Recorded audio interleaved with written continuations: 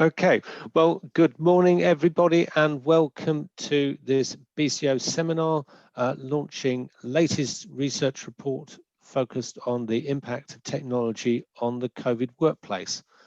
We're joined today by the author of the research paper, Nigel Miller, and a distinguished panel of guests who cover both occupiers, developers, and technology providers.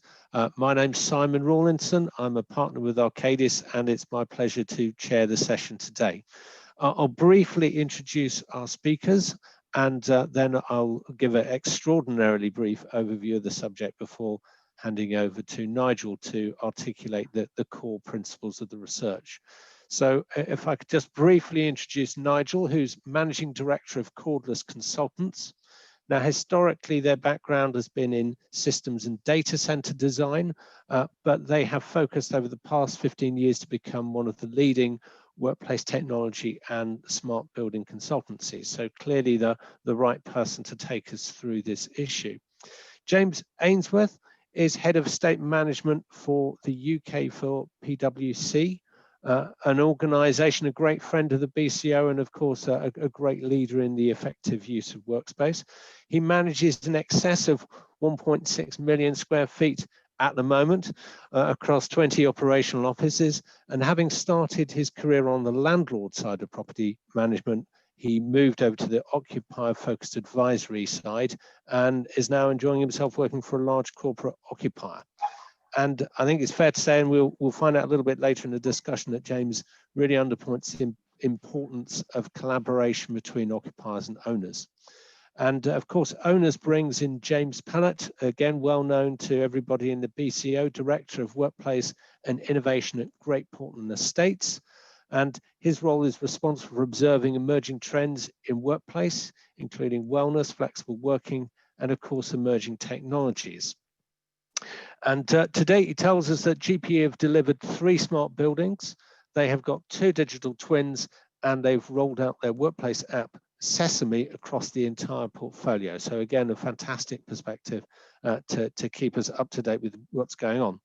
And last but certainly not least, I'm delighted to welcome Kazim Mohammed to the seminar. Kaz has been with Schneider Electric as Vice President for over a decade and currently leads their digital energy business.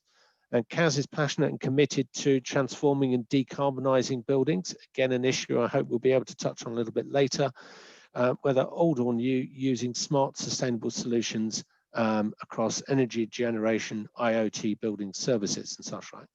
And he recognizes that it's everyone's responsibility to use that technology potential to make building cities smarter, more sustainable, and more human-centric. So fantastic panel and great opportunities. So just briefly introducing the seminar with I think 3 observations that I've sort of put together ahead of this.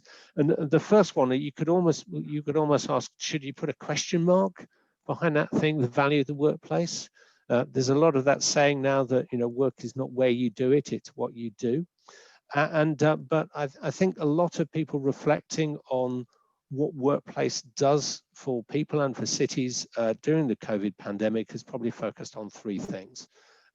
The obvious one is the value of collaboration, of coming together and doing it in a physical space rather than the virtual space. And it'll be interesting to see how technology can enable that. The second one, of course, is the wellness agenda that Sir James has picked up in his introduction, i.e. providing a safe and healthy work environment, something we probably didn't think about 12 months ago when we were thinking about wellness.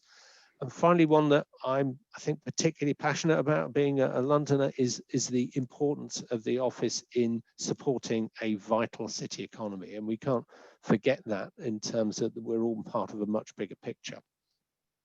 The same one then, of course, is around the outcomes of enhanced technology. What does it do for us? Because again, it's always about what benefits will it provide. And the ones that I think around are probably around safe and productive working. I think that's pretty axiomatic.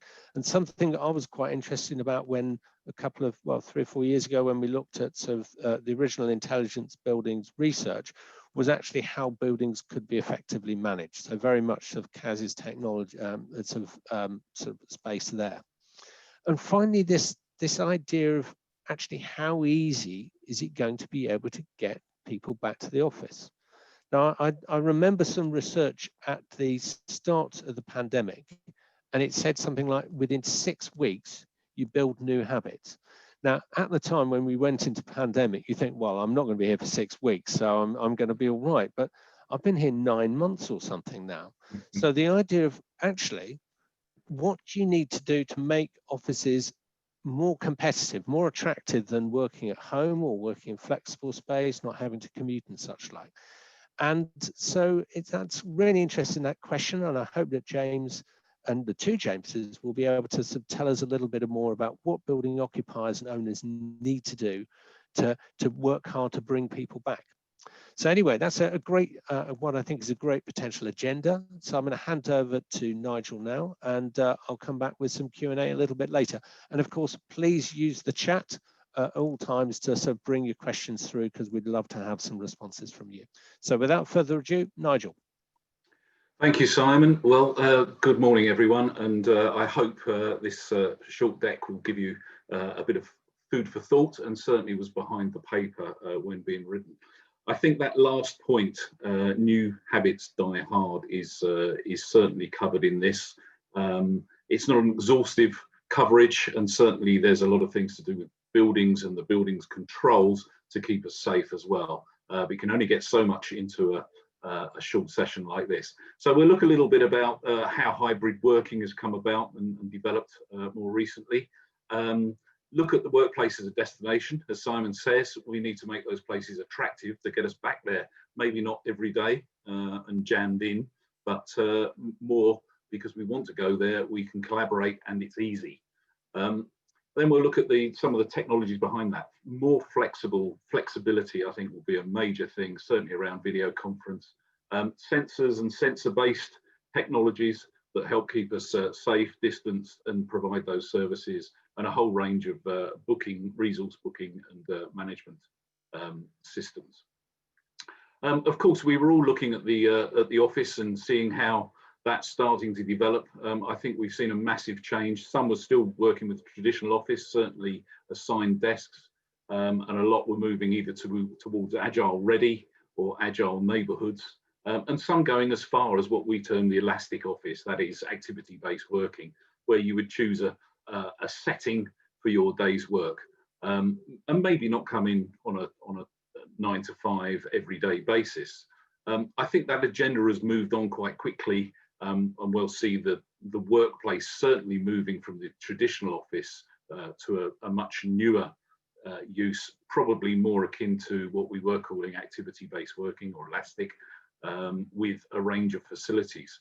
So this is what well, this isn't my office, but it's kind of what some people might have got used to, maybe slightly less messy, I hope. But and one thing's come with that, and that is that we've got used to being in this one place, this, I suppose, reasonably safe, warm, and with technology around us that we can touch and use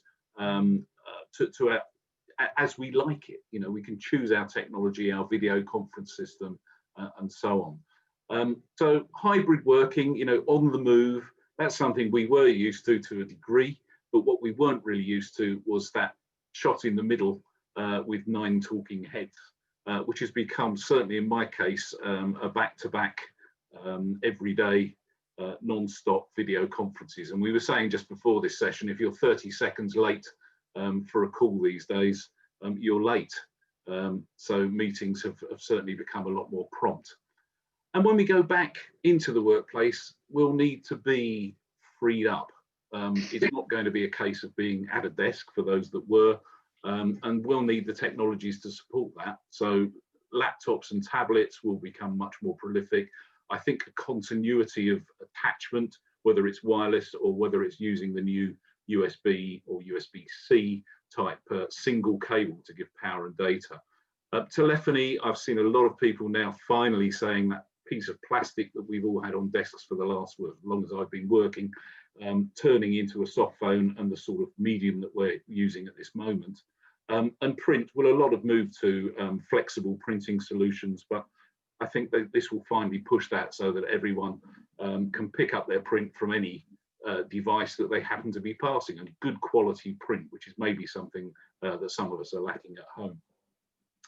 Within that hybrid working environment, then a bunch of new services, for some anyway, touchdown areas, snugs, able to share information, to book resources and services, whether that's digital lockers, whether it's meeting facilities, and of course the big one, actually being able to book a desk, and being able to do that before you come in with the appropriate social distancing. And not only that, having a system whereby when you free that desk up, it automatically creates an alert so that that space can be sanitized and prepared for the next user, and put on availability. And all these things are very possible, but have worked where they have been installed. Maybe have only had a small range of those capabilities and have worked in silos to some degree. So we'll start to see a change. The traditional boardrooms as we know them, they're all very well if you've got a system that's a corporate system and you can come into that room with a bunch of people and use your WebEx or whatever system it happens to be locked down to. But if you've got used to using Zoom and Teams and GoToMeeting and a plethora of other video conference systems, when you hit this room, suddenly you don't have that option anymore. Or if you do, you end up sitting at a desk and using a desktop, or rather a laptop PC to make that call, whilst there's all this fabulous acoustics and microphones and big screens around you that you can't really connect to, or not in a satisfactory way. So we will start to see, and we're getting incredible number of inquiries of people saying, how can we make our rooms more adaptable so that if someone comes into the workplace, and we want them to do that, if they need a conference room, they can make that a great experience using the conference software that they choose to use, and that it's a good experience both ends, for the far end and for the near end. So there's going to be some re-engineering, I think, that needs to be done there. AV generally, though, has changed and will continue to change, I think, so that it's supporting a whole range of spaces. It no longer will just be the traditional meeting room as discussed, but a lot more huddle spaces, casual meeting spaces and other soft seating areas. And that with it brings a few more challenges for those that will be adopting that space, particularly around acoustics and the bleed of noise, both penetrating where there might be a casual meeting, but also emanating from that space. So we're starting to see technologies that help to alleviate some of that, that bleed over. One is great microphones that will actually work on specific spaces outside of that beam. Your sound drops, so great microphone technology, and also cancelling or noise cancelling or masking systems that use waveform to effectively deaden the sounds coming from outside. So lots of technology there that's been looked at, deployed a little bit, but I think will come to the fore a lot more. I mentioned USB-C, and I think something we will see a lot more of is this whole need for consistent technology. So if you go into a space, you go into a meeting room or a desk, you'll be using the same services, the same connectivity, be that wireless or wired, rather than the situation we have had historically with different wiring, different power cables, and a whole range of different buttons to press, even between meeting rooms. Video conferencing is going wireless, and this is right on the start now, but these products are in production, and they can beam into use just by entering the space. So ultimately it won't be a number of buttons or even a button. Proximity will start the conference, entering with your laptop without needing to press buttons, without needing to do really very much at all. The conference space will take your presentation and you'll be into BC straight away. Now that does bring as well one or two other problems, and they're called people, because the one thing we can't do is re-engineer those. So certain things will be necessary. I'm here presenting at this moment and I've made damn sure that I'm plugged into the mains, but people going into a meeting room may not have charged their laptop fully. They may not have done certain other things and have a virus checker suddenly start running just as they present. So there are human factors to come into this, and maybe a bit of change management that's needed. We'll see digital signage, I think, become more prolific. Some have used this, but I think from a point of view of safety, distancing, providing information on how the building's being used, how loaded it is, will become, as I say, more prolific, with some interaction on those screens, and maybe even meeting room screens as well, being used for some of that information. It doesn't have to just have the blanket room in use, and could provide other information about the building. A lot more integration, I think, we'll see as well. Auto call launching, as I've already mentioned, as you come into a space, the bringing together of a lot of services that typically have acted in a silo. And I think this is where the smart building will start to help with the whole COVID piece. We've seen siloed services such as room booking. Then you start to see the broader sense of the smart workplace, where room booking and guest management and maybe audio conferencing and video conferencing start to work together seamlessly. And then you take that even a stage further, and you bring in the other dynamic, which is the building piece, the intelligent building management system, and that actually starts to make you safe and distance as well. So we could have scenarios where you book a meeting room for 20 people, the room knows you're coming, and it ups the airflow, the fresh airflow, before you even get to the room, not as a reactive thing. And when these things are all working together, we start to really see benefits, which I think will really help the post-COVID workplace. So we're starting to see a lot more convenience, be able to book rooms and book other resources, either from our personal devices or from any type of kiosk or software window, and sensors being the thing behind a lot of this software. So sensors will be able to tell us how the building is, how the space is being used, how loaded it is. It can tell us that a space has freed up, be that a room or a desk, as mentioned earlier, and can also start to offer services like lone working support, so that the building managers will know that there's someone working on their own in an environment, and if they haven't moved for a long time and it's late, maybe there's something wrong. So a whole bunch of services that could be provided to keep us safe and well. And that brings with it the whole resource management piece as well. So before one comes into the office, and usually that will be on an occasional basis and to collaborate, you can have your desk, your locker, maybe your bike rack, and other services lined up and booked in advance. So you know you've got those, they're reserved, you're not going to be there and searching around for various services. Now that can be done from personal devices, but it starts to fall into kiosks as well, in larger spaces certainly, and that starts to control things such as distancing. So booking rooms, booking desks, certainly, depending on the level of COVID, because at the moment we're looking at COVID-19, there's no assurances that there won't be one later on. I hope not so much, but that's a possibility. So being able to, if you like, use the software to click up the distancing rules, and therefore the booking rules, will become a thing that we all take for granted, I think, going forwards.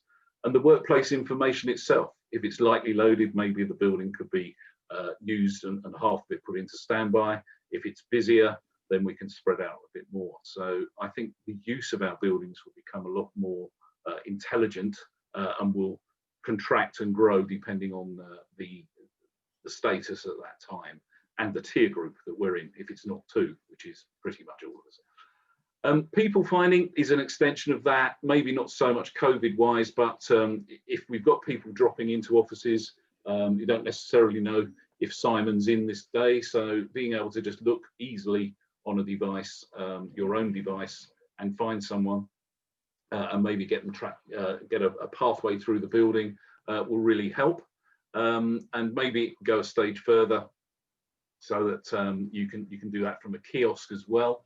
But I think something that we will start to see, and this is fairly new phenomenon that we've seen coming, is what we call dynamic floor scheduling. And this is where you would take a whole floor plate or half a floor plate. People are a bit worried. If I go to the office, that's great. I get a bit of communication. but will the people I need to be seeing that are in my team be in that day? And what point going in if they're all sitting at home? So this sort of system allows for both diary management and floor allocation to be joined together. So, for example, the legal and finance might want to be in on the same day, and you could allocate a floor area to the finance team with the resources that they want for that day. So we know there's 80 people in that team. They need to have allocated for their use 3 or 4 meeting rooms, and that's all automatically done along with the diary management telling people today's your day or series of days, and most people will be in for that. So a new way of sort of allocating space on a sort of building or floor level. Guest management, I think, will improve as well. This is something that's been happening for a while, but again, it will start to take in safety measures. Maybe we'll be our temperatures read automatically on the way in, a count of people. If there's a lot of people in a building, maybe again, things can be reallocated and spaced out a bit more, depending on the sort of tier level we're operating under. Visitor counting, and the automation of this whole guest experience, coming into a building, having already a boarding pass to get through the turnstiles, not having to queue with a bunch of other people to collect a pass, your host being notified as soon as you come into the building, and an easy transfer through turnstiles and lifts, potentially using your own iPhone or iDevice. Something else that's coming into use of those personal devices as well is the personal switch. A lot of people now are reluctant to touch common surfaces, and we all laughed a little while ago saying, well, switching the lights on and off from your phone might be novel, but you're not going to really need to do it very often. But actually that's come full circle, and people are actually saying, I would rather use my own device that's only had my fingers on it to switch on lights or adjust the temperature or book and arrange a whole range of other services. So I think we'll see a real move on with the whole guest management, but also how we interact with the building. And of course, a lot of that rolls up to what we would call a smart workplace app. I know James P's buildings have got this app now rolled out in all of their buildings, and we're seeing a whole range of services that can be amalgamated within it, from booking things, from social aspects and local community, to how the building's performing and finding your way around. And I think we'll become increasingly reliant on this sort of software. So I think that gives a quick fly through of just some of the things that we're seeing a real uplift in interest along the way. I think sensors and the systems behind those will really be deployed to look after our welfare, keep a sanitized environment, and make sure we're working at peak performance, because airflow and other factors are taken care of, knowing what's going to happen within the building ahead of time. I think that whole booking and configuration of resources and services will become a lot more fluid and a lot more seamless. And along the way, the whole software and collaboration technology will also have to adapt so that we can easily use the video conference of our choice wherever we are in the building. And if we move into a traditional meeting room, that too will be able to support a whole range of choice and give both ends of those calls the best experience they can have. So hopefully that gives you a few bits of food for thought. Not exhaustive, but well, I'm sure the panel will be happy to take questions on a broader field. With that, I'll hand back to Simon.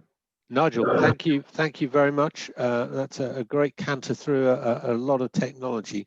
I'm starting to get some questions coming through, so I'm going to go straight to the panel, and then with a couple of, just to get some broad views, and then we'll come back to some specific questions. So James Pellet, I'm going to start with you, and there's a couple of references to apps and say, for example, and I'm just particularly interested in terms of your views on whether building owners have a particular leading role in the installation of this technology, or is it something for the tenants to do?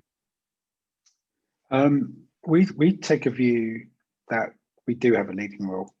We know there's a demand from occupiers for tech-enabled smart buildings. I think there's a general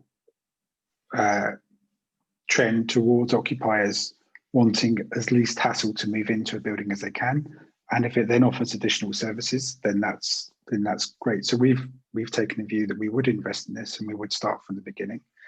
And what we'd like to think we provide is an operating system that enhances the user experience. The whole purpose of this is to make our occupiers' lives easier, and that's why we'd already rolled out Sesame across the portfolio.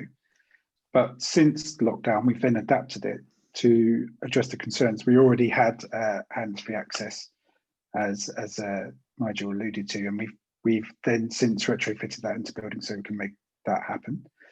We put in air quality sensors to every landing and every building, so that people could know what the air quality is before they depart. They can book desks, and they can understand the travel, how busy the tubes are on their journey before they leave and when they leave. So we're just trying to reassure them. But it really is a mix of adapting the human experience with the technology. So every workplace we have is COVID secure, and there's no point in having one without the other. They really do need to join up. If you're just doing technology for technology's sake, then you're not really answering the question, I don't think. Yeah. Now, James Ainsworth, just following up on that, you are on the occupiers group, which has been doing a lot of great work on customer experience in the workplace for a number of years, and I just wanted to explore that a little bit in terms of, what's the angle there in terms of customer experience and the kind of work that your landlords are doing. How do the two come together?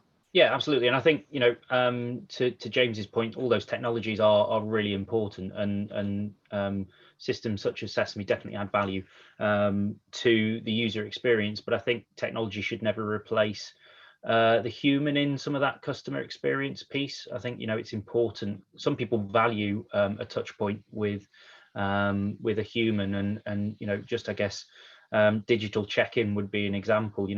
Some people might be mystified by being faced by a screen when they come into a reception in a building and not know what the heck to do. And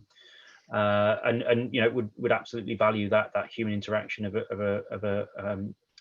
a really well-trained, customer-focused receptionist on a reception. There may be the people who are busy, who are completely technology focused and don't want human interaction, and actually the technology, a screen to do a check-in that will produce a badge and so on, that actually adds value to their customer experience. So it's recognizing that people are different, and that customer experience is about addressing that, and it's about providing choice. So look, I think the customer experience piece is massive, but we absolutely embrace any landlord that wants to come on that customer experience journey and spread the customer experience journey out of our space and into that common areas piece, because I think it's extremely valuable. Okay, I'm just going to pick up one of the questions from the audience, from Christopher Allen, who contrasts, he's a quite nice analogy. I think he describes a lot of Nigel Miller's technology as being something out of the Millennium Falcon. I don't know if that means it's 30 years old or whether it's years in advance, or whether we should sort of go back to something that's a little bit more natural, organic and analog. And I think that's sort of quite a nice sort of customer experience tension there. So I don't know if anybody wants to sort of comment on that particular observation from Christopher. I think Go on, James. I think that probably plays to the point I made, in that I don't think we should ever have a building that solely relies on technology, that is completely autonomous, that you walk into, you don't have any interaction, you probably don't see anybody because there's a robot cleaning the floor, there's a digital check-in screen, there's a turnstile you go through, and based on who you've said you're coming to see, actually the lift's called for you and all of that sort of stuff. All valuable technologies, but we shouldn't forget the human interaction piece. The thing that is going to bring us back to the office is human interaction. It is experience. It's the things that we can't get sitting in our sheds or our home offices or whatever it is. And that is what's going to bring people back to the office. So they have their place, they add value, absolutely, but not in isolation. And Nigel, do you want a quick word? Yeah, I'll go on to. I agree with that. I think we're not going to turn the workplace and tempt people back by having a completely robotic, non-human experience. I think it needs a mix of the two, as James said. But I also think it depends on the culture of the organisation. So it's slightly different for James Pellet's situation, where you're a landlord, but the occupier themselves, the cultures, and we do a lot of what I term visioning, looking at a whole range of technologies with clients. And it's amazing the differences you get, you know, in the culture of a business, even within the same vertical industry. Some will accept certain things and some absolutely won't, and they want a much more white glove experience or support in certain ways. So it has to be, to some degree, fitting with the culture of an organisation. And I think it does also range from millennials to traditionals and you know, other generations as to how they adapt and how they use or will take up these technologies. I think as we move forward, then they'll become increasingly familiar. I've never seen change like it as to when the iPhone and the iPad came out. We used to have big screens in our office that you could touch screens and you could move things around, and no one would go near them. You would have corporate clients in and ask them to if they'd like a go, and they were almost frightened of it.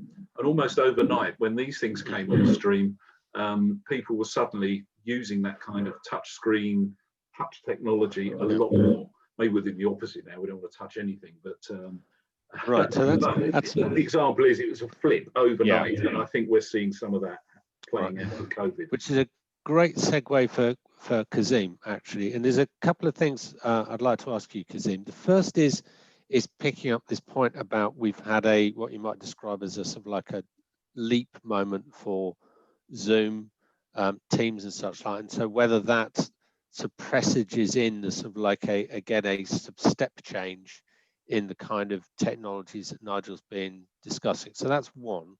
And the second one is this business about integration. I quite like the way that James used the term. They were effectively providing an operating system in their buildings that, you know, their occupiers could plug into, and whether that operating system is in place to allow all of these things to work together, or whether we need to do more to get that kind of integration working properly. Yeah, sure. So I think on the first point, yeah, I mean, the acceleration we've seen in the last 8-9 months has been significant. I doubt we'll ever see anything like that again in the next couple of decades or so. But what it's done is it's helped to accelerate this digital story. I think we were all on this journey before the COVID. We were all talking about how digital can ultimately complement the workplace, complement our buildings, and how we use them effectively. And we talk about untapped value in a building. We talk about the value that exists within a building framework and how we can basically try and gain that value out, and whether it's to do with how you can drive better productivity for your staff by creating a better experience, you know, ultimately attracting a higher degree of employees and retention as well by creating that workplace, and then looking at the efficiencies that can be gained out of the back of that in terms of how the building is used. I think what we've seen over the last few months is that there's more conversations happening around how do I get more out of the systems I've got? How do I complement what I've got as well? And I think onto that second point then, where you say, okay, how do I integrate all of these different great systems together? And Nigel did a terrific job in terms of presenting some of the systems and the solutions in certain spaces, but actually, you know, there's a fundamental question of how do we link that end to end? And I think the vision is that, you know, the future might well be that there's transportation being linked to a building. You know, think about electric vehicles, and then the actual user experience in terms of interacting with that vehicle, interacting with the security systems, the lift systems, and then the individual rooms and the environments within that building, and then receiving all of that information back. It can be quite daunting and complex for an end user, for a building occupier to understand how they're going to manage all of that.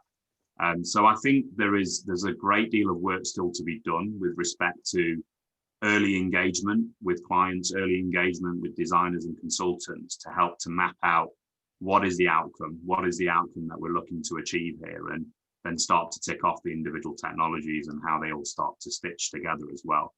And we've got great examples of where we've done this, but it does require that early engagement. Okay, thank you very much for that. I'm just going to go back to the question Q&A, and I've got a couple of interesting contrasting ones that have come up. So Sean Kelly has asking a question about aspects of personal privacy that might be affected by the smart office, and I guess there's an element there of actually there is a compromise in personal privacy when it's for the overall good, i.e. COVID, which might not be the same when we're back to normal. And then Peter Kerr mentioned something called observer grid sensor technology, which sounds exactly what Sean doesn't want to know about. And the first, I suppose the question is, firstly, what is observer sensor grid technology, and does it threaten Sean's privacy? So if we can combine those two together, we should get quite an interesting answer. Shall I pick up, or James, do you want to lead in on that, Mr. Pallett? You go first. Okay. Well, first of all, looking at the grids, I think it comes back to what was just being said. We need to look at the fundamentals. You know, the whole thing with a smart building is it's built on a number of layers, and you've got to get the fundamentals in place before you can start to build above that. And some of that is a grid. So I think part of that will be based on structured cabling and a decent grid. We've seen that move from underfloor to in ceilings a lot more, and the density of that grid increasing, because that will provide data and power to transceivers and APs and other pieces of technology at a higher level. But a lot of that also will work on purely a wireless grid. So it does depend on the situation and whether you can reverse engineer this sort of stuff in, because battery life has become a lot better and is still getting better. So a situation where wireless technology, without needing a main source or a low voltage source of power, is now quite possible, and that means some of these things could be reverse engineered into spaces that maybe wouldn't have been possible previously.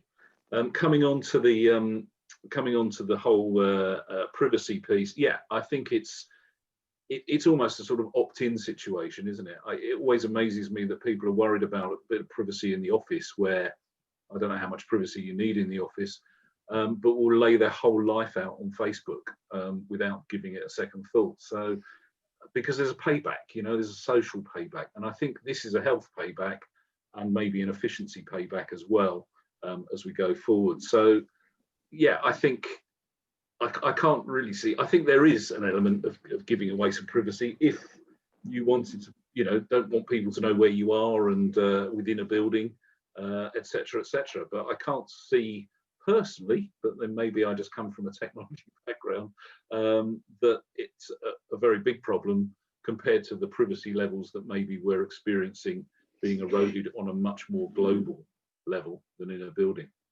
James, I'll pass to you. Okay.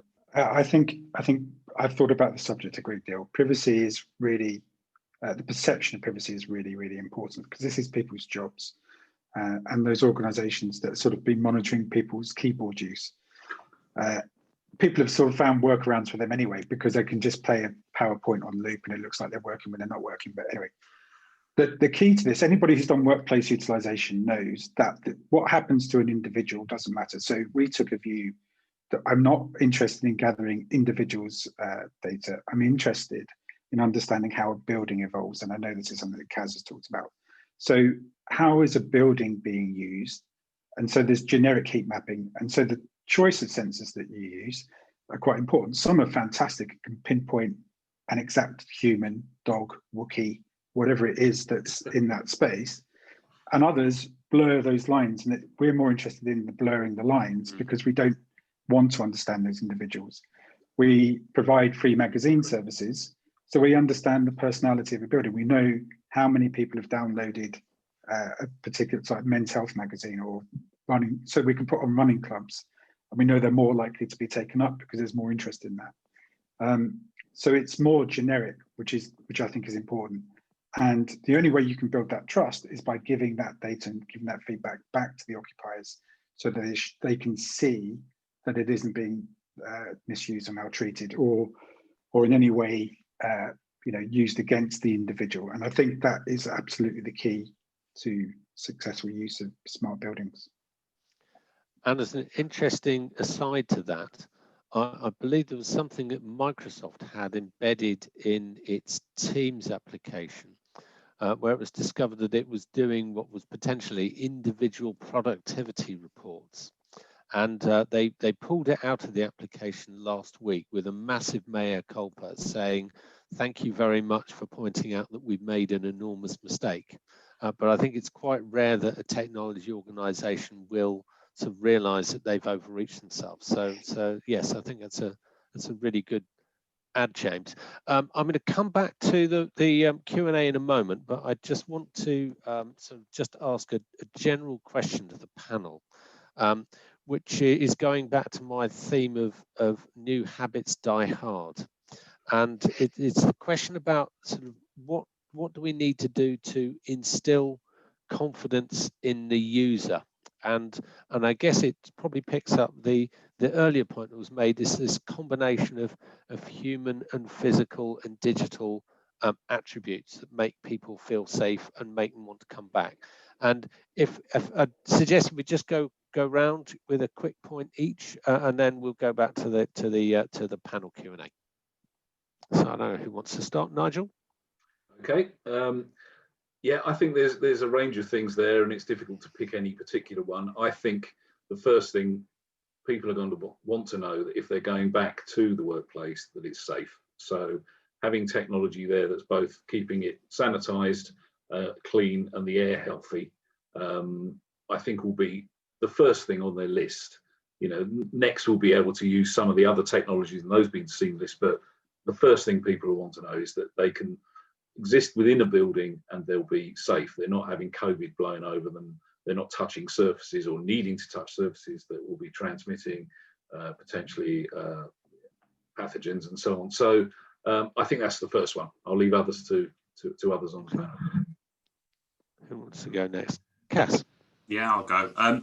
Yeah, I think important points that Nigel touched upon there. I'd probably just reinforce some of that with regards to the data from the digital side. So we've got some great data on the number of cleans that have happened, what that air quality looks like, what the number of people are in different areas, etc.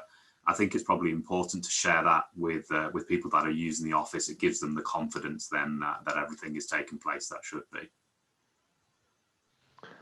We'll go buildings with James, and then we'll go to people with James. I think the overwhelming thing that's going to make people feel safe is probably more society, and it is the uptake of the vaccine and how many people and case rates. I think that's traveling to the office is probably much more of a concern than the safety of the office. So any feedback that happens on that is my view on that subject.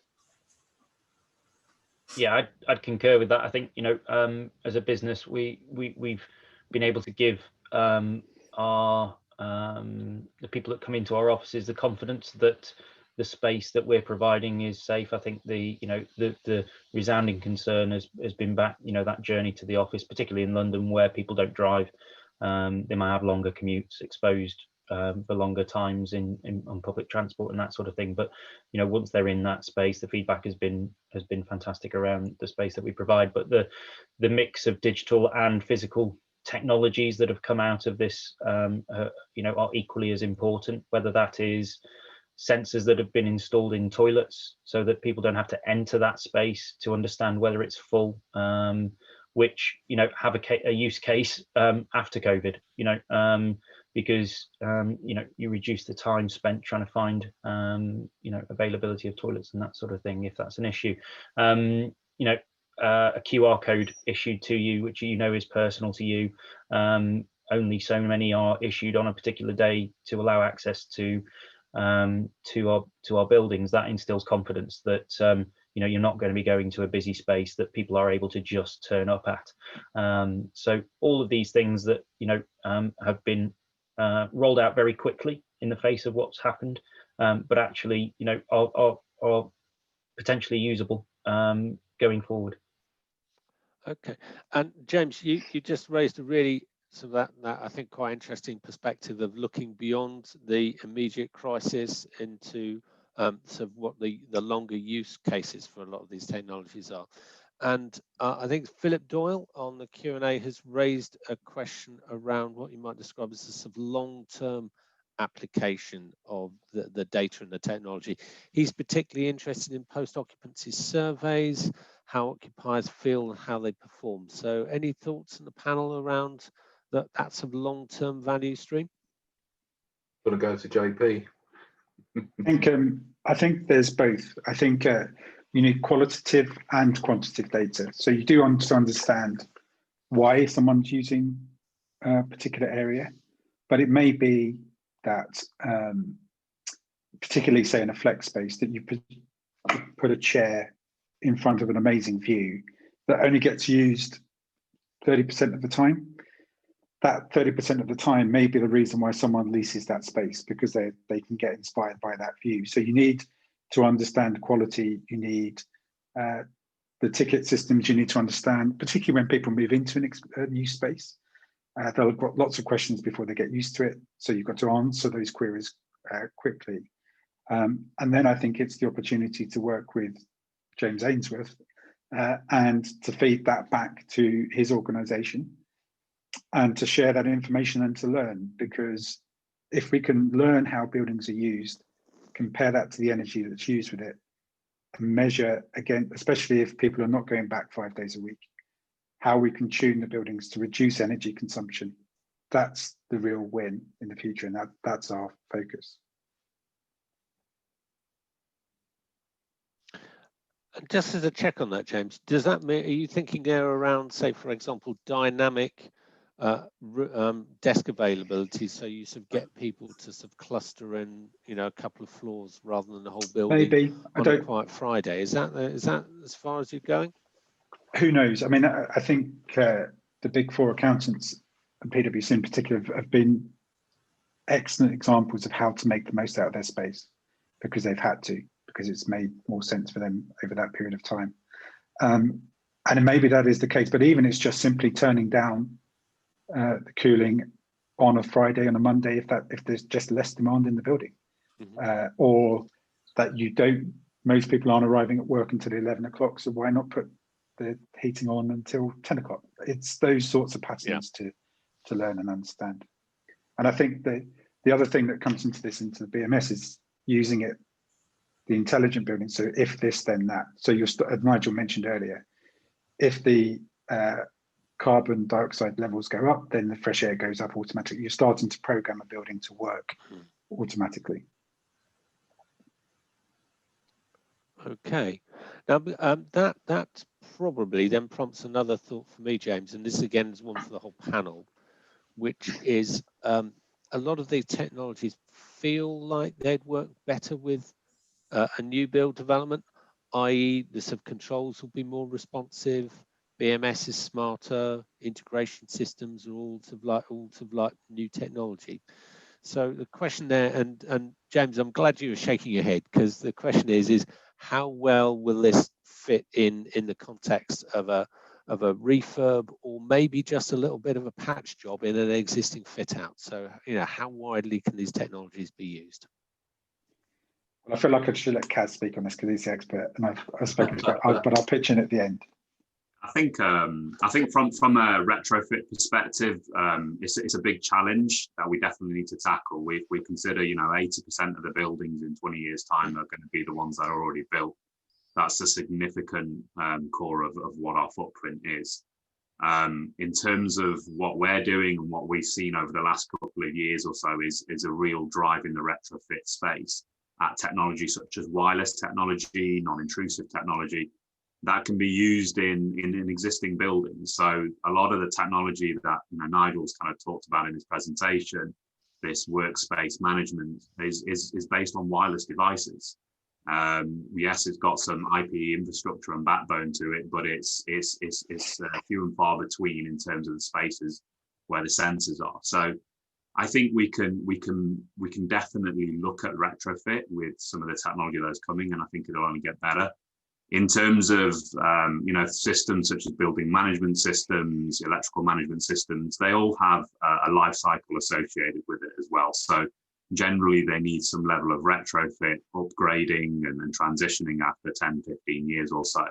So I think they're the opportunities that we need to make sure we harness and think about what the next 10, 15 years is really going to hold for a building, and not just replace like for like, really kind of plan it out. Yeah, I'm horrified sometimes to see new buildings. I get to see quite a lot of buildings and from different developers, and I'm sometimes horrified to see the same old on a refurb. So a beautiful refurb job, same old technology, particularly on the BMS system sitting in there, and the ability for that to actually be to reach back and get information from that could be of use for sensor technologies and the other services that we're talking about, very limited. So I think we've been carrying out quite a lot of what we term gap analysis, smart gap analysis, because even some new buildings are way back, and some older buildings have been refurbed with some really good tech in the building fabric, if you like, in the intelligent or the BMS systems. So there doesn't seem to be any rhyme or reason. I think we might look to certain developers who really have got their act together and have put in good technology and are taking that a step further. But there's plenty out there that are a long way from that. So I think over time we should see that step up. But at this point, it's all over the place. We're having to look at clients and their buildings on a case-by-case basis, and then see what is the lowest hanging fruit that they can use to get the best benefits from a new post-COVID office. And I've touched on it in the report, but some of these technologies can be retrofitted, but it depends on what you've already got, and what appeals to that company as well, because it might be that some of those things don't resonate with the culture of that company. But I think a lot of the sensor type location-based services can be retrofitted using some of the, if you like, battery-driven, wireless-enabled sensors, which gives everyone at least a sporting chance of getting a safer environment. I think as well, from a sustainability perspective, it's important that buildings are used the way they were designed. We see more and more cases of buildings that may have particular technologies installed and designed initially, maybe even just to achieve BREEAM credits and so on, that are never used in use. And I think in-use management has really got to be targeted as a forum for ensuring that buildings, as I say, are used at their full capacity from an efficiency as well as a sustainability perspective. Now I've got I think I was going to say, I'll go quickly, Simon. That I think any BMS that's been installed with an open protocol system, so any building in the last 20 years can be adapted to some degree, and we found ways to make it work. So that's why I was shaking my head. I think you can do it if you apply the right technology with the right partners. Okay, brilliant. So I've got time for one question, and then I'm just going to wrap up. So Chris Early, he put a question in very early, and he's asking the question around the behavioural side. So we've talked a lot about buildings. Well, how do you deal with the no-shows, the fact you get everybody wants to come in the middle of the week and what have you? So dealing with people and the variabilities. Any thoughts on that? I'll start on that. We through the pandemic and so on, we've had this booking in system that we use actually via a bot to book your ability to go into the office. We were seeing a great degree of no-shows, and I think people didn't understand the consequence of a no-show. They didn't realise that meant that they were taking up an allocated space in the building that somebody else could use.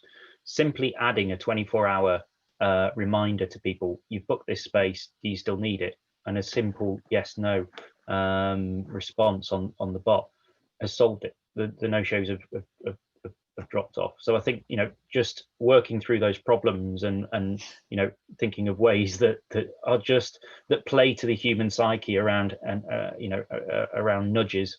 There's a lot of talk about nudges, and I think that's just a tiny example, but something that's been very effective. I think one of the questions, it may have been the same one, alluded to some of the room booking software, particularly being something like an 80s computer game. And I think there has been an element of that, I can't deny it, but we are seeing systems integrate and move on from just being a basic system with a lot of button presses. And just to support what James was just saying, I think these softwares now can automatically be set up to remind you 24 hours and maybe a couple of hours ahead, and to do other things. So when the room's vacated, you might have booked a space, whether it's a desk or a room, for a couple of hours, and then you vacate it after 30 minutes. If there are sensor technologies there that know that that space hasn't been used and is actually ostensibly empty, it can trigger a cleaning regime and make the space available for others. So I think the software and the routines that are put in place, so some of this is change management as well, it still involves people, but I think that will make far less of a concern. Right, okay. So I've just got one final question for everybody, but before I'd just like to thank you all for staying with us. It's been a really good session, but my final question for everybody is the classic: we've had 10 years innovation squeezed into 10 months, and I'd just like everybody's views on where they think the greatest impact has been, and then we'll close with that. So thank you very much. So James Ainsworth, I'll start with you. Yeah, I'm going to say that the constant collaboration between occupiers and owners has definitely been something that's accelerated. We had to talk at the beginning of this pandemic. Landlords that we struggled to talk to before, felt really that they needed to because of what was going on, and that really has accelerated that relationship. And I think that's got to continue. It's something that we've been working on for a long time, and I think that's got to continue. Kaz? I think from our side, we've seen a lot around how systems have started to integrate with one another. So, untapped value in terms of building management systems, security systems, air quality systems, workplace management systems. Now clients are really looking to try and harness bringing them together and sharing data across each of them. Okay, James Pellet. I totally agree with what James Ainsworth said.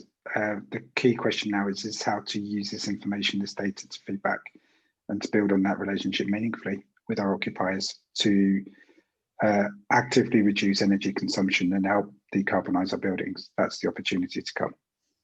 And Nigel, our lead researcher today, last word with you. Okay, well, yeah, I've got to concur with Kaz, and that is the integration of systems. We've seen for a long time lots of siloed capabilities, both within buildings and software programs such as video conference like we're using now, and seeing that starting to be a real necessity to integrate. We're not there yet, but that's happening, and it needs to happen more and faster. And that integration reaches right across to the building itself, the fabric of the building, the landlord territory, right through to video conference software, room booking, and so on. But that integration is an important part.